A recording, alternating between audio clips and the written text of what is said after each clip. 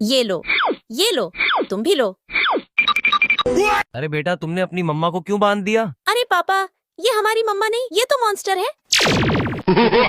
मैं तुम्हें बम से उड़ा दूंगा। अरे बेटा, मैं तो तुम्हारी असली मम्मा हूँ, तूने मुझे क्यों बांध दिया? तुम मेरी मम्मी कभी नहीं हो सकती, क्योंकि तुम्हारे पीछे पूंछ लगा है। मैं तुम्हें भी बम से उड़ा दूंगा।